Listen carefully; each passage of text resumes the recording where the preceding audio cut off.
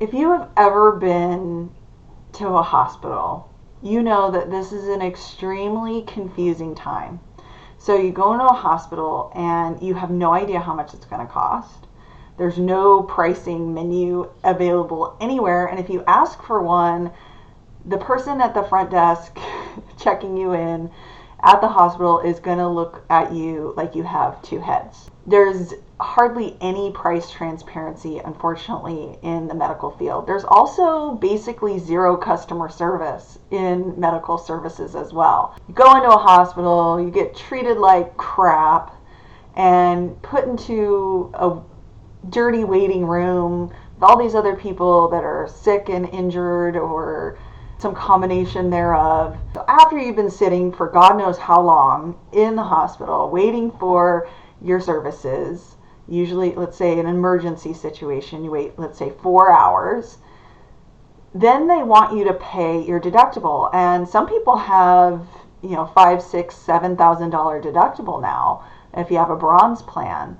And those with silver plans usually have around a $2,000 deductible. And silver is actually the most popular plan choice in America. So let's stick to the $2,000 deductible. So you're asked to pay a $2,000 deductible right then and there. A lot of people, after they have paid that, think they're all done.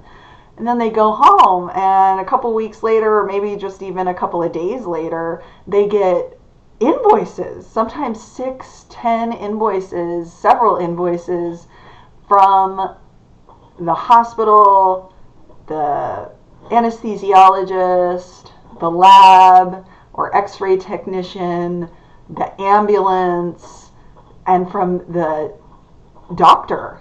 There's usually a doctor bills separately than the hospital. Not only getting just one hospital bill, you're getting possibly 5, 6 or more bills in the mail, and it can be extremely confusing. I help employers maximize their employee benefit spend to help them attract and retain the best talent out there. And today I was scrolling through Reddit.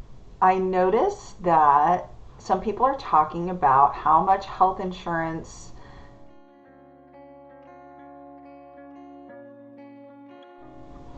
and today I was scrolling through Reddit and noticed that there was some price transparency talk. And this originally started with the ACA. There was a provision in there, and I talked about a lot of the ACA pieces in my last video, which I will link here if you want to know more of the details about that specifically. But today I just wanted to touch on what plan insurers and hospitals are going to have to do in regards to price transparency. Now, there has been quite a bit of legislation passed previously about price transparency. Nothing really has had too much legs in the past. However, as of July 1st, 2022, we did have some traction here, and that started, like I said, July 1st, 2022. And machine readable files containing sets of cost for items and services was the first step. So this is directly from the CMS, Centers of Medicare Services.gov website, going over the 3 steps that are going to be mandated for hospitals to report. Now, one thing that I found pretty interesting is does not include pharmaceuticals of any kind other than what is administered in a hospital. I am pretty interested to see the prescription drug industry be a little bit more transparent, but I guess this is a step towards helping patients understand exactly what their costs are going to be ahead of time. Now, it's not perfect. A lot of these legislative measures tend to cause more confusion and lead to, in my opinion of what I've seen, lead to information that is pretty useless. So we'll see how this is exactly rolled out. what a lot of people are suggesting is that perhaps entrepreneurs and companies out there will figure out how to consolidate the data for consumers and give them an app or give them some sort of a website that they can subscribe to help them shop between hospitals for certain procedures. And in theory, we should also be able to see what a charge for a surgery is with, let's say, Aetna versus UHC. Because the hospitals sometimes have different contracts with different insurance companies. So if you have one insurance company, they might say, oh, that procedure is $5,000, and then with another insurance company, it might be $3,000. So it's kind of all over the place, pretty confusing stuff when you're looking at the raw data.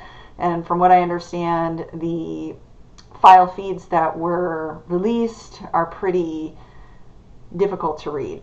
And then the second is an internet-based pricing comparison tool or disclosure on paper upon request, allowing an individual to receive an estimate of their cost-sharing responsibility for a specific item or service from a specific provider or providers for 500 items and services.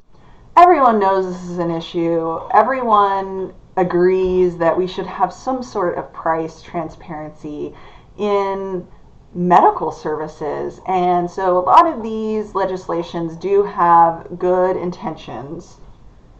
Oh my gosh, this dog is just going off on this bone right now.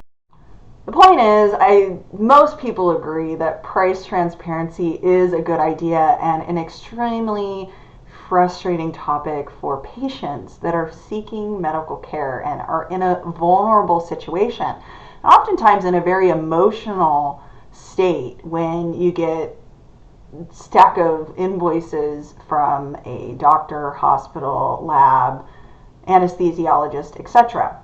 The first step to rolling this out was the machine readable files that contain a set of costs for items and services. The second is an internet-based price comparison tool. The idea is that once we have the machine readable data, at some point there should be a price-based comparison tool so that you can see the cost of emergency services and certain procedures before you step foot into a hospital.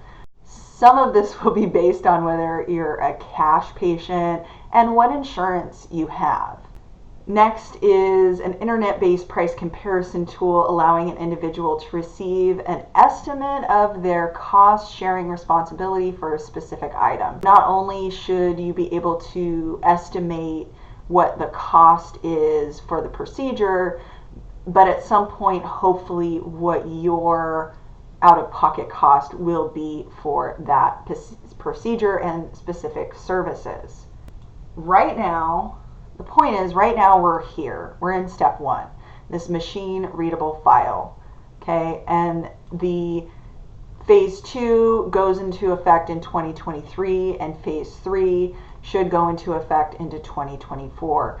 Now, I know a lot of hospitals are fighting this. Many have run late on submitting their information, and there is a penalty for hospitals that do not participate in this. So beginning July 1st, 2022, CMS will be enforcing applicable price transparency requirements for plans and insurers that are subject to the CMS's enforcement authority and who do not comply.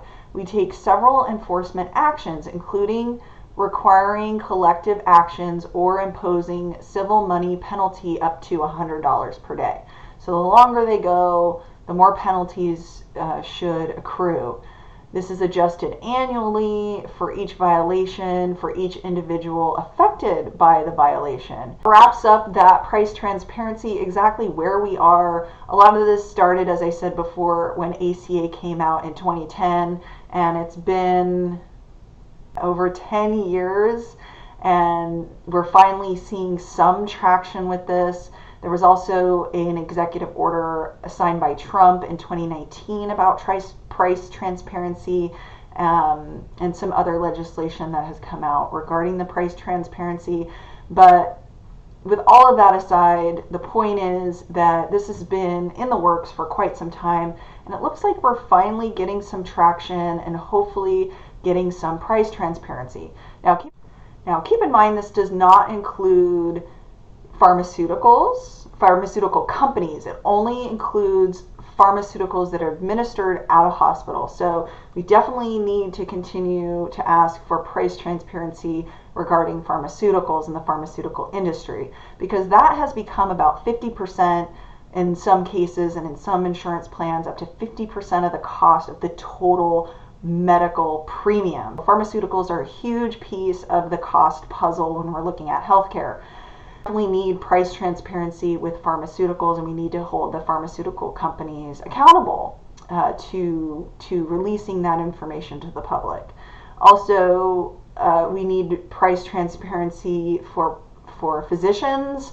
However, that is going to be a tough one. I understand how hard it must be to be an independent physician, so I'm not as passionate about that one per se, because I see how hard private doctors work, and they are focused on their practice and they're focused on assisting their patients. So it must be very hard to comply with, this legislation, on top of filing medical insurance claims, on top of trying to help your patients. So I do understand that piece. Perhaps it could come into effect for larger organizations, maybe HMO organizations or IPOs that have more administrative resources to help some physicians get this information out, so that members know how much something is going to cost before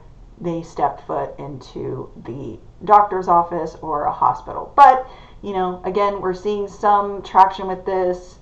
I'm not a huge fan of additional administration, additional paperwork, and regulations as it is. However, I do empathize with people that go through these hard times and don't understand how much something is going to cost before it actually occurs. With that, thank you so much. Hopefully you found this video useful.